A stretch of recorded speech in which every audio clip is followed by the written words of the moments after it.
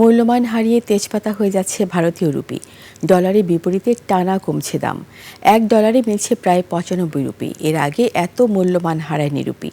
দরপতনের হিসাবে ভারতীয় রুপি এখন দক্ষিণ এশিয়ার সবচেয়ে দুর্বল মুদ্রা। দেশের শেয়ারবাজার থেকে বিদেশি বিনিয়োগকারীরা অর্থ প্রত্যাহার করে নেওয়ায় রুপির এমন দশা। মহিমা পলের রিপোর্ট। ভিটামিন ই ও সি সিরাম 8টি প্রাকৃতিক অয়েল সমৃদ্ধ লিলি সিরাম অয়েল, যা চুল পড়া কমায় মাত্র 30 দিনে। ভারতীয় রুপির দরপতন আকস্মিক কোনো ঘটনা নয়। অনেকদিন থেকেই রুপির দর কমছে। অতি উত্থানের পর ভারতের শেয়ার বাজার থেকে বিপুল বিদেশি বিনিয়োগ প্রত্যাহার হওয়াকেই রুপির দরপতনের বড় কারণ হিসেবে দেখা হচ্ছে। দেশটির বাজার সংশ্লিষ্টদের ধারণা, শিগগিরই $1 দাম ছাড়াতে পারে 100 রুপি। পরিসংখ্যান বলছে, শুধু গত এপ্রিলেই বিদেশি বিনিয়োগকারীরা ভারতের বাজার থেকে $750 কোটি তুলে নিয়েছেন।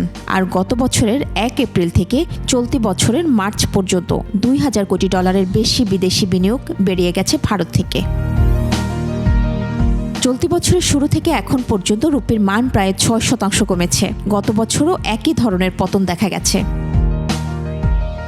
ভারতের সরকারি পরিসংখ্যান বলছে, 2025 সালে রুপির অবমূল্যায়ন হয়েছে প্রায় 5%। ফলে গত বছর এশিয়ার সবচেয়ে দুর্বল মুদ্রার দুর্নাম অর্জন করে ভারতীয় রুপি।